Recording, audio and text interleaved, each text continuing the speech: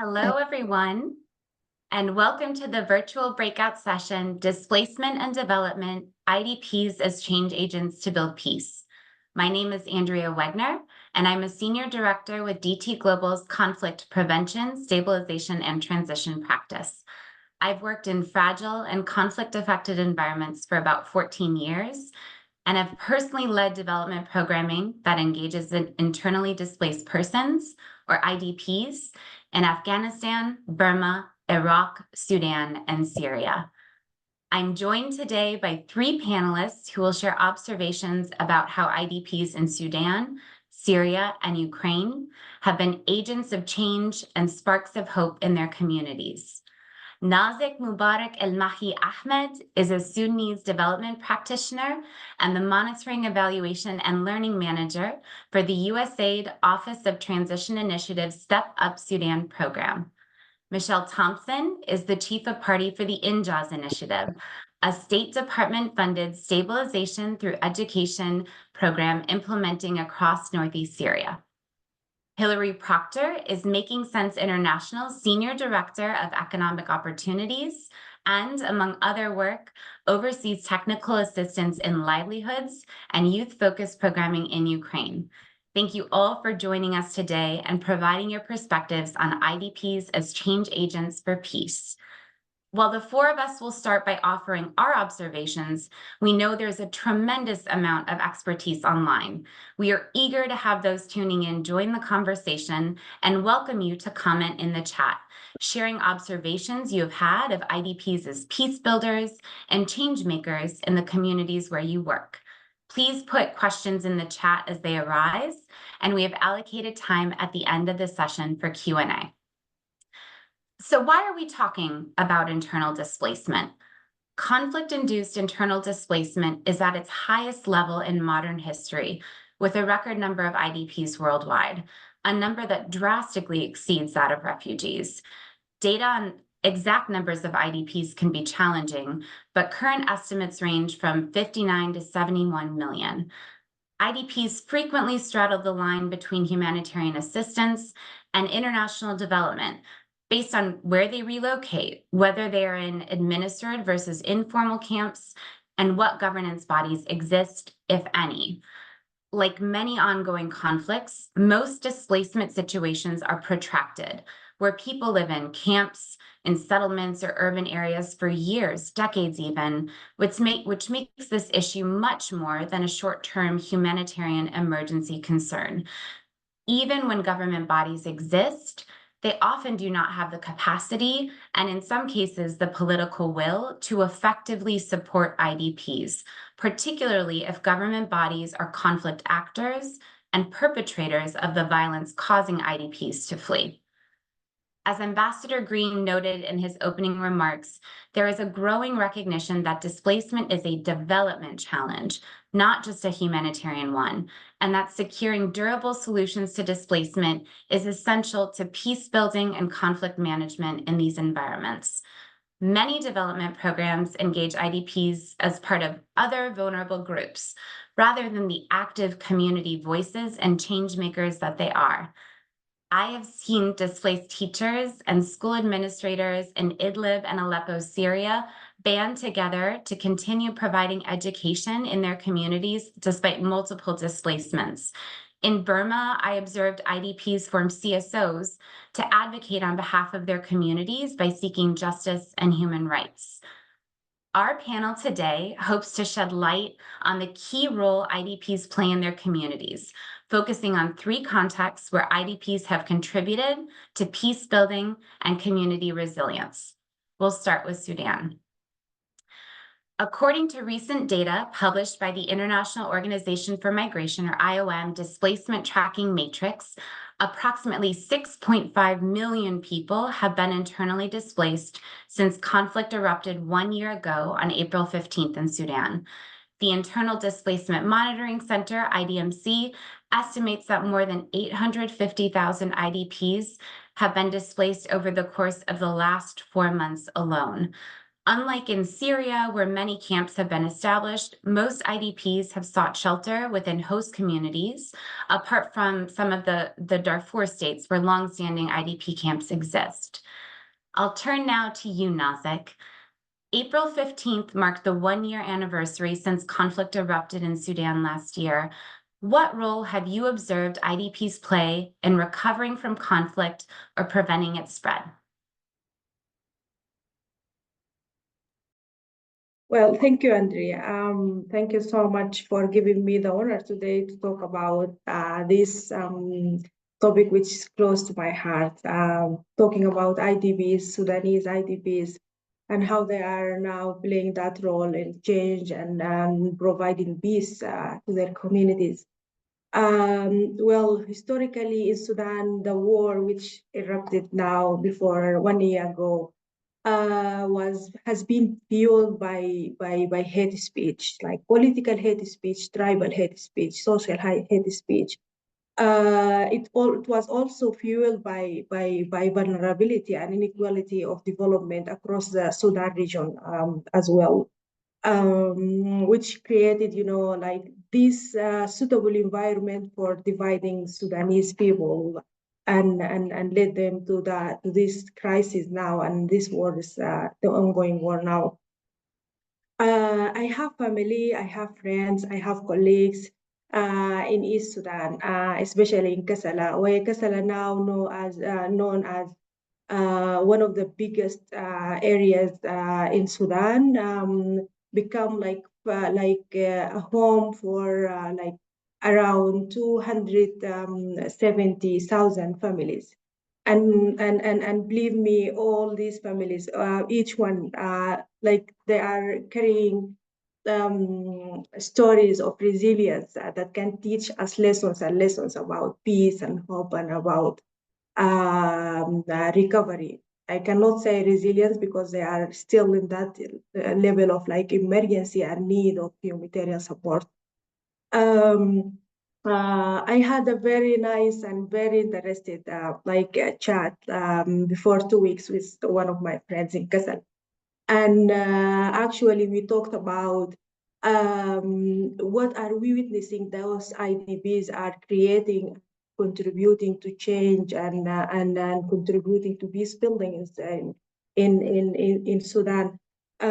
He was telling me very nice stories actually, and he told me, imagine Nazik in the shelters now, in the centers, where IDPs coming from Khartoum, coming from the center of Sudan, coming from West Sudan, coming from like South Sudan, coming from different backgrounds, coming from different tribals, sitting together, eat together, chat together, feeling sadness together, feeling angry together, feeling talking about these sentiments of stopping war in Sudan. He told me, now Nazik, imagine when all these families, when the war stop and then they go back home, which kind of peace messages they will carry with them, and which kind of sustained relationship and networks. We all know when you create like a relationship with someone in crisis moments or like hard moments, that would be the strongest one. We also witnessed in Sudan, in the conflict area, in the safe area, those youth groups, which I think now Sudan can be proud of those youth groups. We call them emergency response rooms. Those youths organize themselves. No one guide them, no one lead them to respond to the needs of the families in the conflict zones and in the safe zones. You can see long queues of people like waiting to have food and to have milk for their children, which these ERs or emergency rooms are providing for them. We can see the Sudanese diaspora are helping these emergency rooms to provide this food. We can see them mobilizing resources. We can see them helping them. We can see that diaspora over media, providing information, countering hate speech, and creating that content for misinformation, countering mis and disinformation. We can see also how how a small, very small radio, we witness that like the media, the role of media of like giving hope for Sudanese. Small radio outside of Sudan helping a woman from Darfur to find the safe area where can evacuate themselves, herself and her family. So it's beyond Andrea. It's beyond IDP's capacity. It's emotional, very emotional. But I can look at this now anniversary of war as a space for hope and for peace. When I look to those all these things that we are witnessing, IDPs are carrying for peace of Sudan. Thank you, Nazik. Thank you for sharing those examples. We'll now turn to learn more about Syria. The UNHCR currently estimates that 6.8 million IDPs live in Syria, many having been displaced for a decade or more, and many of them displaced multiple times. Where the INJAWS initiative operates in northeast Syria, there are 12 formal IDP camps with hundreds of thousands of IDPs also living in informal settlements or urban areas. Michelle, what can you tell us about navigating tensions between host communities and IDPs? How have Syrian IDPs mitigated conflict and helped their communities recover from years of conflict and violence? Thank you. So before I go into depth about speaking on the tensions, I will start with the contributions that IDPs are making, particularly in northeast Syria, where we work. And here we have two sorts of categories of people. And the first are IDPs that are contributing significantly to agriculture and husbandry and other fields of work, such as construction, that require semi-skilled and unskilled workers. And with limited labor market demand within informal settlements in particular, these people, the hundreds of thousands that you mentioned, they're traveling to cities and larger villages, offering their services as day laborers and as sellers. So we see them having a really large role in agriculture, which is a very huge part of the economy in northeast Syria. We also have a number of IDPs, as you've said, who've been displaced a number of times, who are also skilled workers. So these are people who became displaced, possibly while escaping regime-held areas, and have had to move multiple times because those areas of control have shifted over time. And these workers, we should all know very well because they are our international NGO workers. They are the teachers and staff at community-based organizations. And they are the ones who are really giving us, being the eyes and ears on the ground for us as implementers. Unfortunately, despite these contributions, tensions between host communities and IDPs persist. And in my experience, they really persist along three main areas. The first is an othering and a lack of trust between the two groups. Due to the multiple layers of conflict in Syria, so we've had the actual civil war between the regime and non-regime. And then we also have the occupation of ISIS in northeast Syria. And so with those multiple layers of conflict, there are suspicions on why IDPs have become displaced and whether they have unsavory affiliations. So whether this be exposure to ISIS or an affiliation to ISIS, or whether it's a pro-regime person who may be infiltrating. And so there's this because of that history and decade-long conflict, there are definitely suspicions are very high still. We've also seen othering within IDP camps themselves, whether they are formal or informal. We have seen othering within a single IDP camp where displaced people from one area, let's say homes, would not allow their children to attend education programming with displaced children from another area within Syria because they felt we're a different kind of displaced group than this other group. And, on top of this, IDPs also report being paid 50% less than host community residents, even when doing the same work. So in this first category, it really is this othering. They are other and they are treated differently. And why they are other can be for a host of reasons, whether it be lack of trust, suspicion, or some other kind of negative connotation. The second area is competition.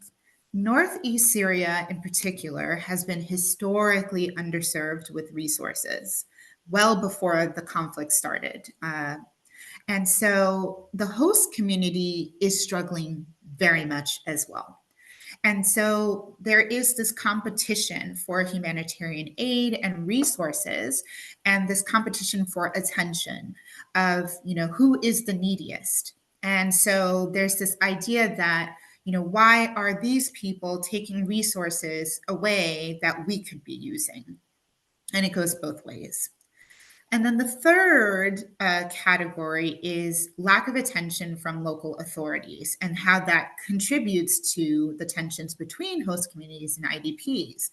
And so we've seen that a lot of local authorities tend to think of IDPs as a burden on already limited resources.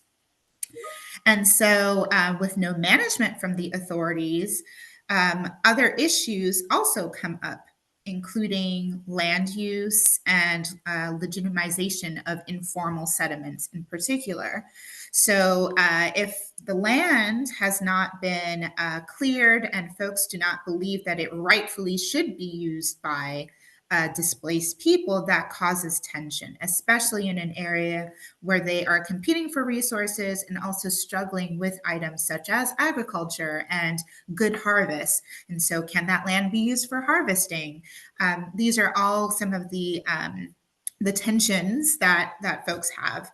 And so it really is, I would say, really based on this othering, its competition, and then not being legitimized by local authorities, so that folks are actually integrated and seen as not just others, but as fellow Syrians, fellow citizens.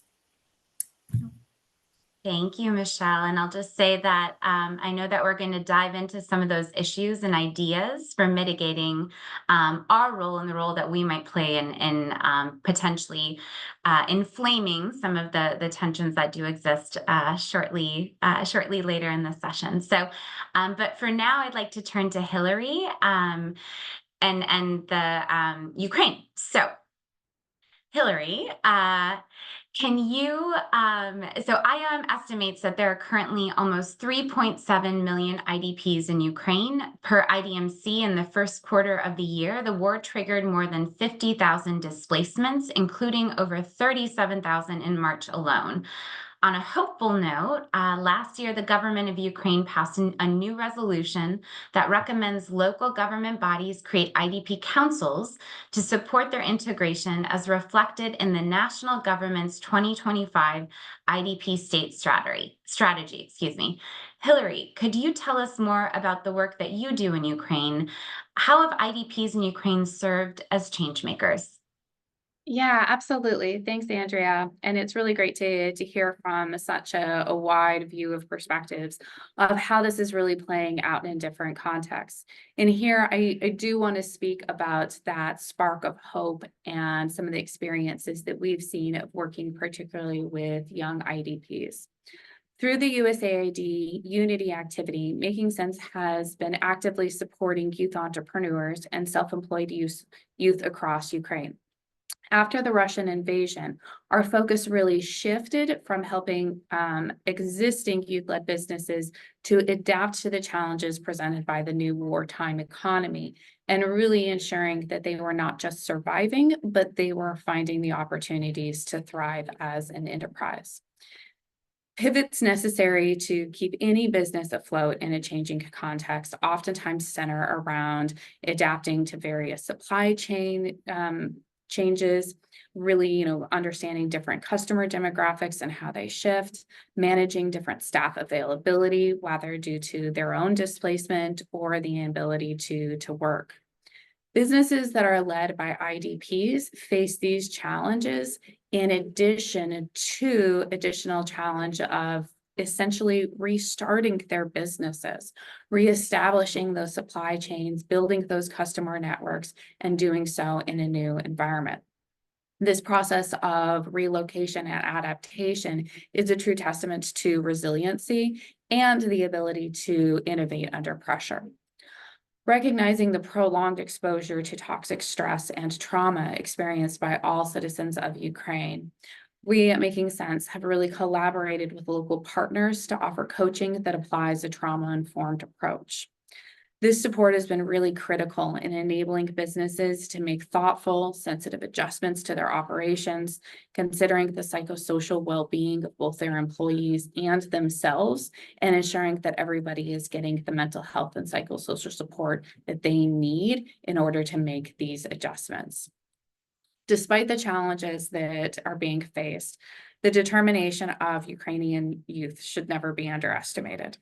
To date, we've worked with supporting over dozens of youth-led IDP businesses, each of which who has successfully navigated these transitions and demonstrated their ability to be agents of change. I want to highlight two different businesses here that I think are great examples of the potential that can happen. First is the smoked meats of Terasa, which has been a prominent manufacturer of craft meat and sausage production in Ukraine since 2019.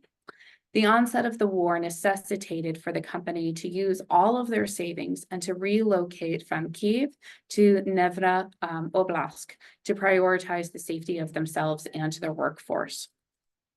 They recognized pretty quickly that there was a surge in demand for these long-lasting, ready-to-eat meals that could be accessible by those other IDPs and those who were not able to access markets. So the company utilized the coaching and grants provided by Unity to pivot their manufacturing focus to producing stew and ready-to-eat meal products that have a 1-year shelf life. This strategic pivot not only sustained their operations, but it propelled a whole nother level of growth, and where they've had over 28% increase in their sales.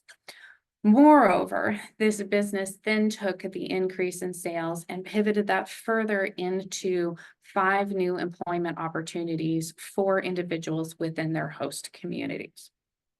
So if you're not already impressed, I'm going to give you another business, another example of a youth IDP who is using their business to address a very immediate new need and expand much further.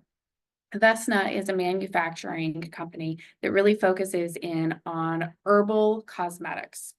And they've really, taken this journey of relocating from Bucha to Lviv and really used it as an opportunity to address new markets and expand into other markets.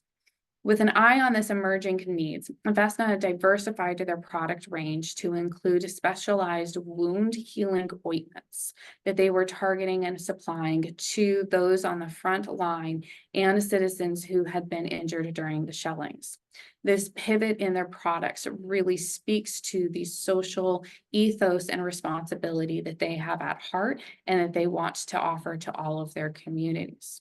Moreover, Vesna did seize the opportunity to explore new horizons.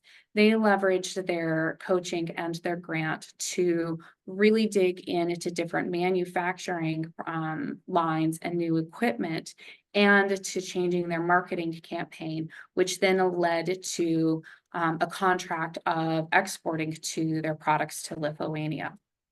So I think that both of these are two really strong examples of how IDP-led enterprises are addressing current market needs and the social demands of individuals in Ukraine.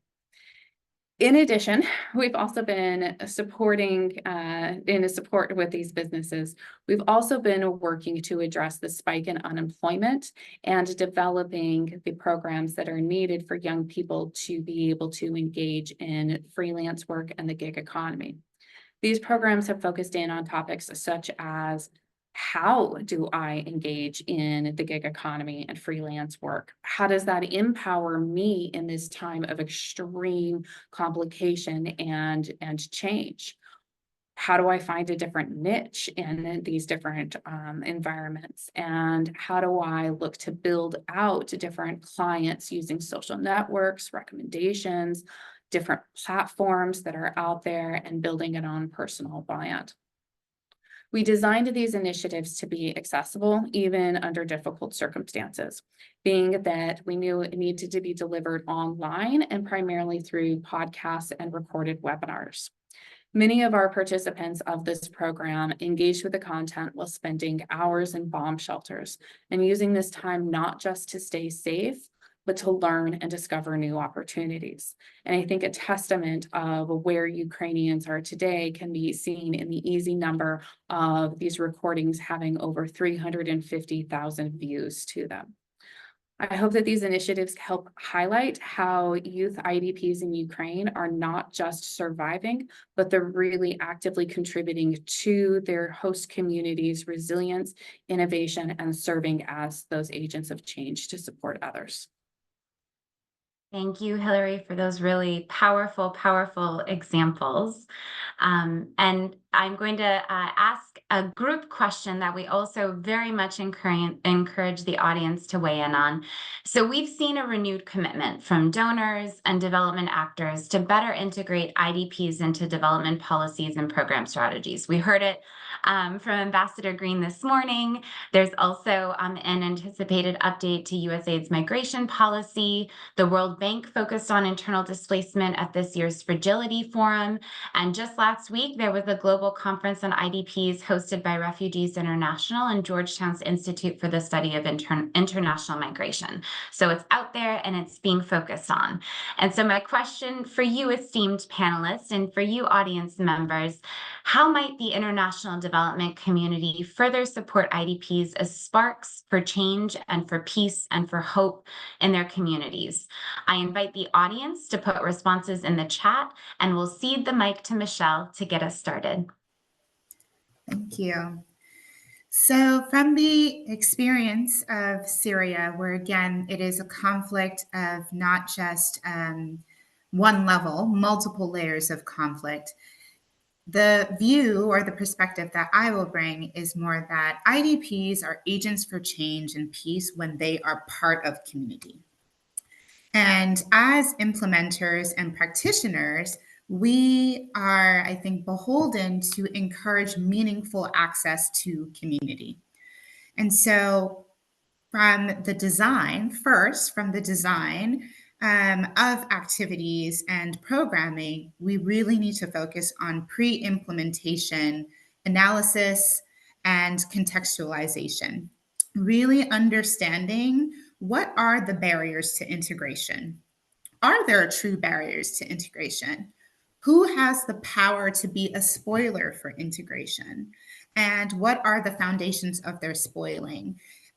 Is it something that is due to legality, whether that be land use, or is it part of competition? Are there cultural tensions going on, social tensions? So really just understanding those tensions and trigger points so that you can really have meaningful programming that does not exacerbate those tensions and trigger points.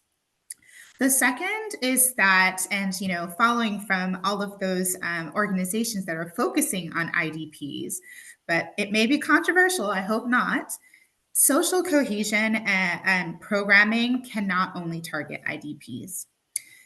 While donors may be looking to achieve certain participant IDP targets, specified programming tends to exacerbate those tensions. So as I had mentioned previously, in many communities, they are already struggling as host communities. And so whether it be economic development, livelihoods, even well-being programs, when they are specifically targeting only IDPs, it can actually further exacerbate already existing tensions or actually create tensions.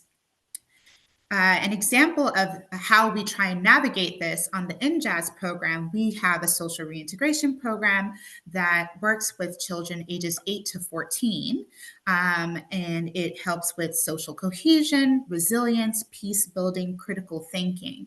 However, we use a 2-to-1 ratio. So 2 children from the host community and 1 child who is either returning from another camp to the community, or a child that may have had exposure to ISIS or another extremist group. And we have this 2-to-1 ratio because working on integration is not a one-way street. It's not a focus on just IDPs.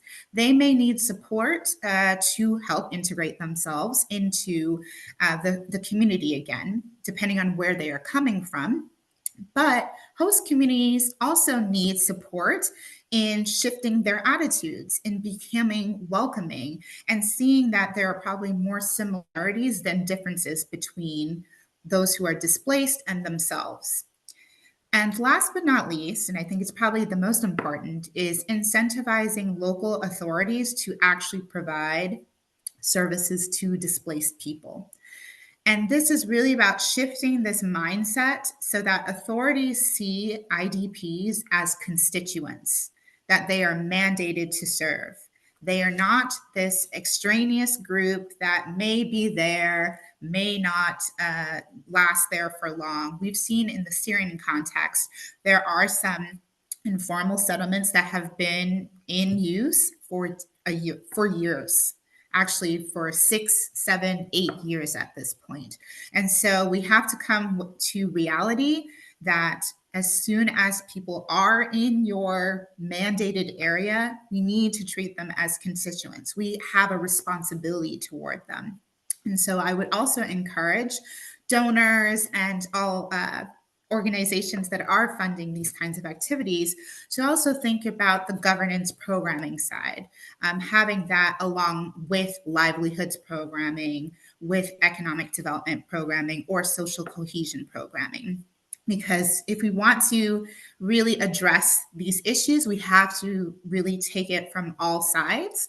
And that local authority piece is constantly missing, and they have a very large role in facilitating IDPs as change agents, as people who deserve and have a strong voice in the community.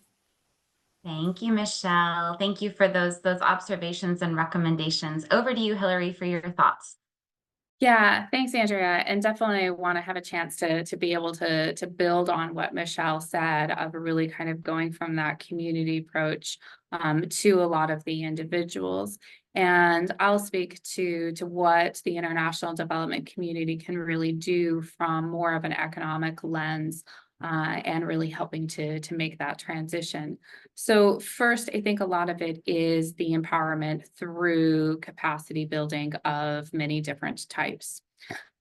Really being able to go in and provide the tailored, targeted, specific support programs, whether if that's through training or coaching or different, more robust education programs that really enable an IDP's engagement in their community's economy today and in the market trends that are linked in with the reconstruction economy are critical. providing these essential education support and pathways to it of being able to restructure in your economic pathway is really critical in allowing that pivot for today and to flex over time as necessary. And exactly as Michelle said, of ensuring that these programs contain that social emotional learning space to help IDPs navigate and rebuild within their communities is truly essential. Another really important part is the psychosocial support.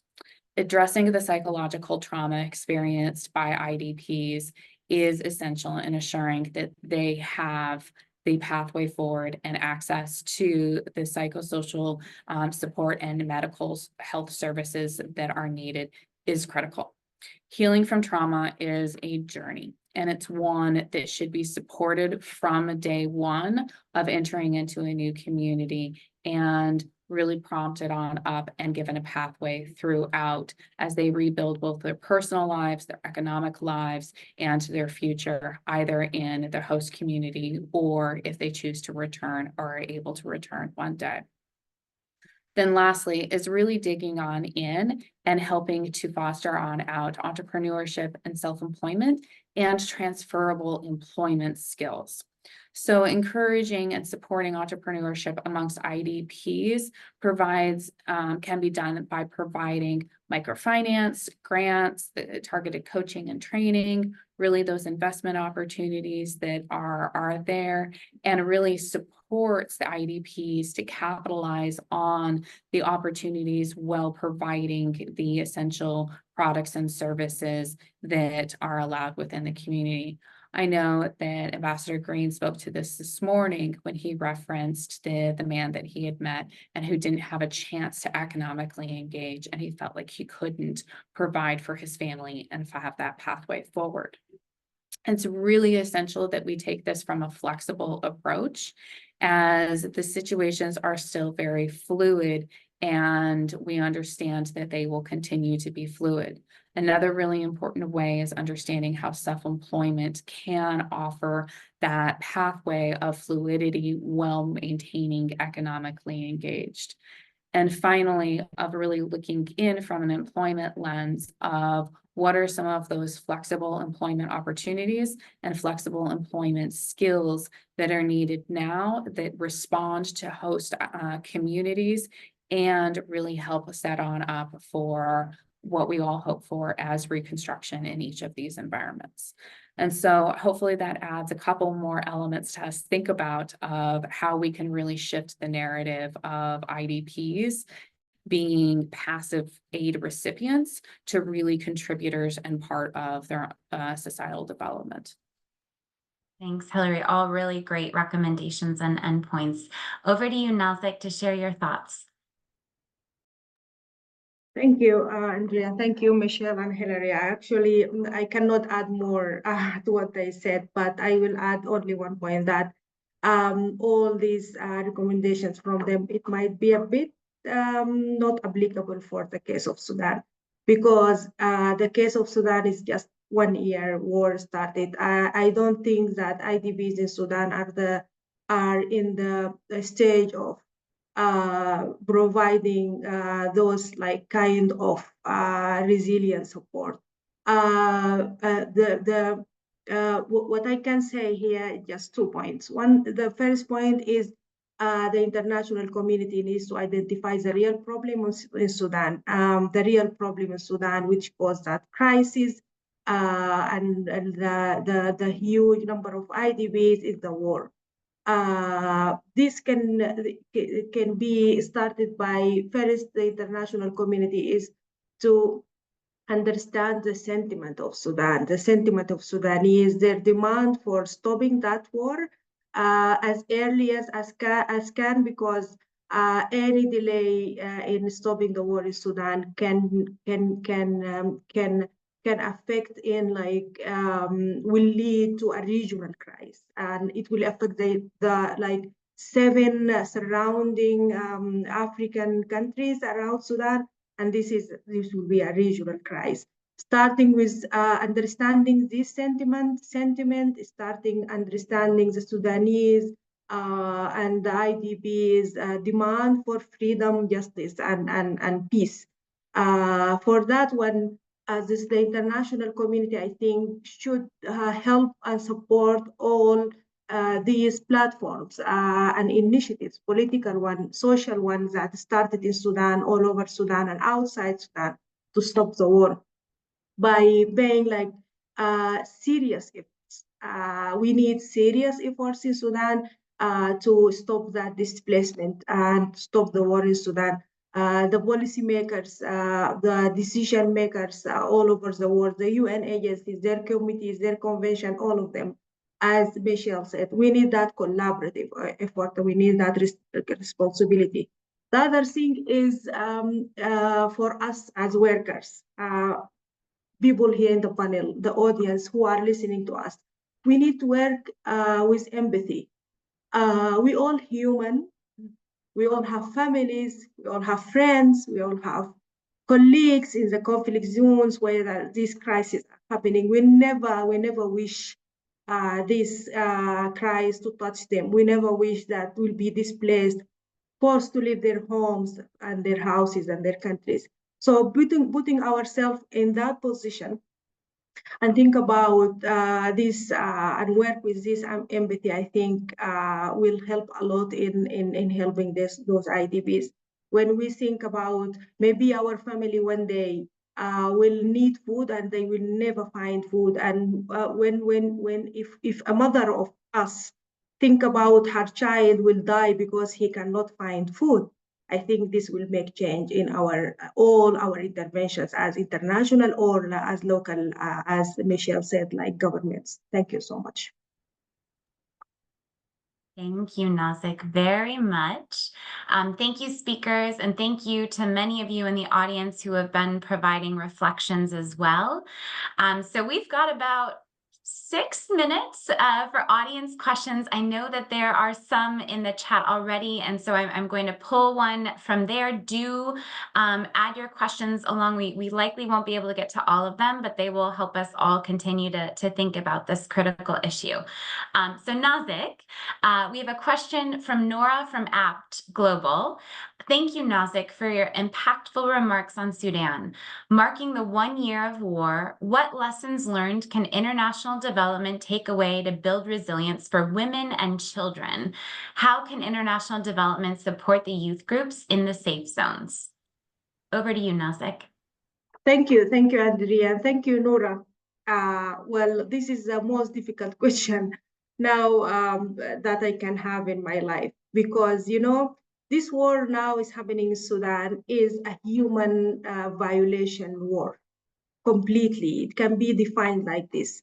Within this human violation, all people in Sudan, including women and children and men, they need protection. This is their priority now. They need in protection. They need humanitarian support. They need food. They need trauma healing, as Hillary said. You know, there is thousands of women experience sexual harassment, experience 100 of them experience rape, 100 of them, some of them now carrying forced pregnancy, you know, because of you can see group rape, you know, and some of them decided to end their lives because of this pregnancy. Nowadays, the news last week is about, we hear some news about 3 children in Omdurman died because they couldn't find food. You know, this is a crime. This is a human right violation.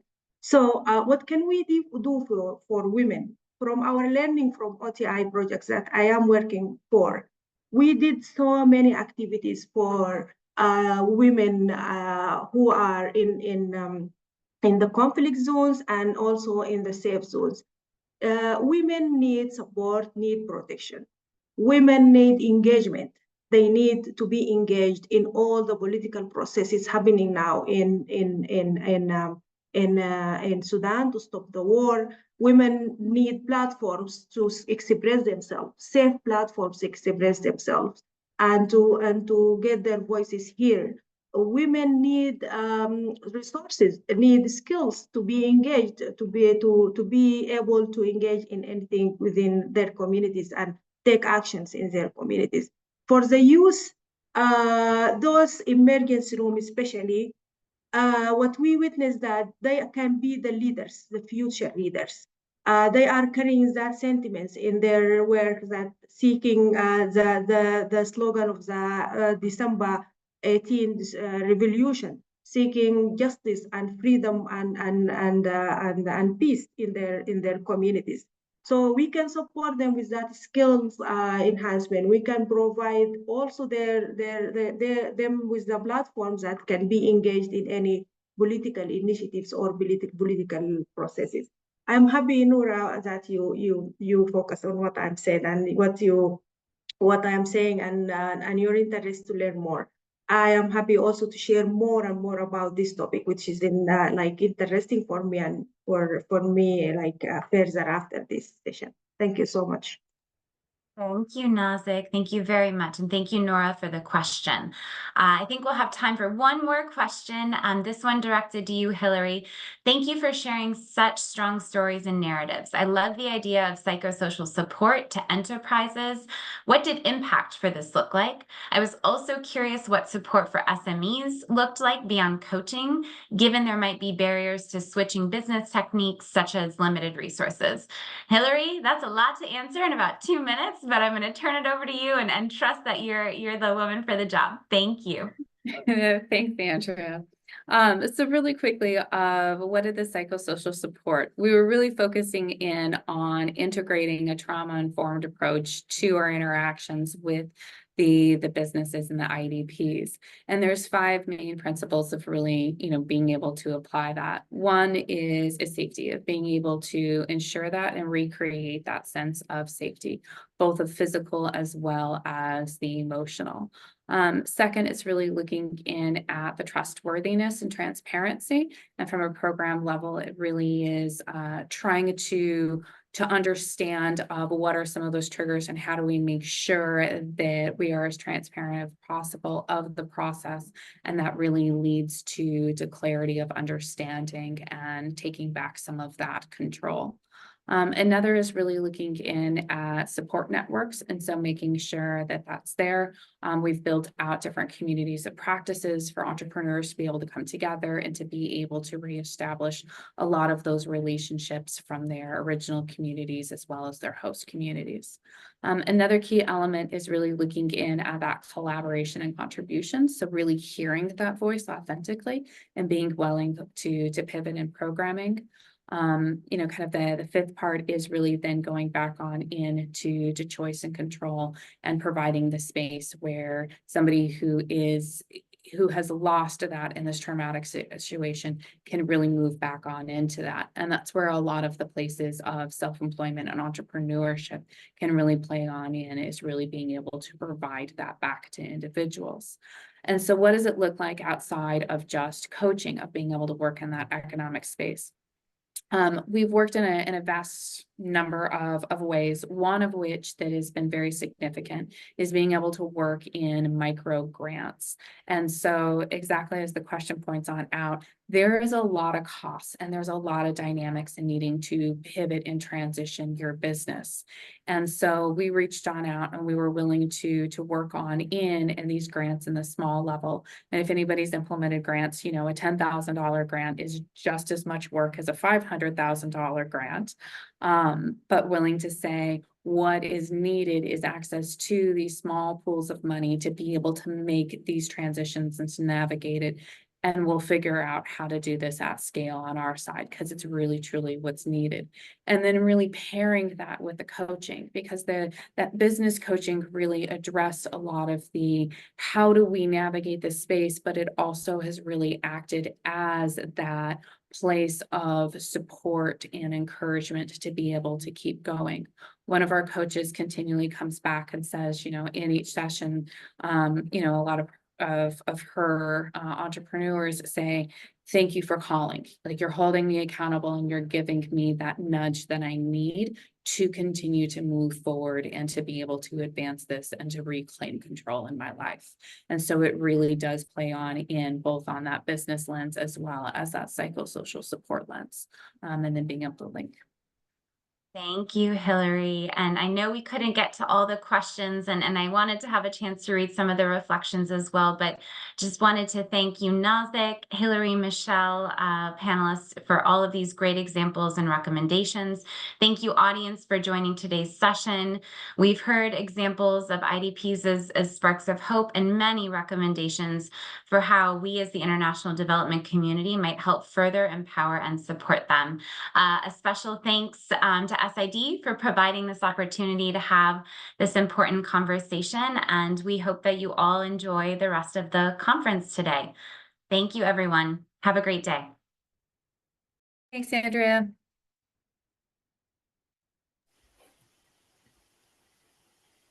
Okay, I have ended the stream on the platform. It was a great session. I enjoyed Great it. job, guys. Wonderful job, everyone. Mabruk, you did it. Well, I want to say, I didn't want to say this I didn't want to make anybody nervous, but the feedback I got from the other room was that it was overflowing with people who were listening and interested, like overflowing. Well- So awesome job. You all did so well. I got chills many times. Yeah. And read more about everything, all the work you're doing. Amazing. Yeah. No, thank you, Sarah, for everyone. your help. So And thank you, Andrea. Thank you, Michelle and Hillary. I learned a lot from Michelle and Me Hillary, too. actually. Oh my Thank you goodness, so me much. too, so much. Well, you in Nairobi and Berlin, go enjoy your evenings and your weekends. Get the heck offline, unless you want to keep listening into SID, please do if you so choose. Hillary and Sarah, First, you will send the record, right? yes, we will. Andrea? We'll make sure to circulate the recording and all of that, and any other questions and reflections from the chat too. We'll make sure that everybody receives. But bravo, well done. Enjoy the Thank you conference so in much. DC, Hillary and This Sarah. is a very big topic. I hope we can find like hours and hours. We started the conversation. Many more to come. But well Thank you done. so Thank you, much. Sarah. Bye Thank you bye. so much. Bye. Thanks, Bye, everyone. everybody. Bye-bye. Thank you. Bye. Bye.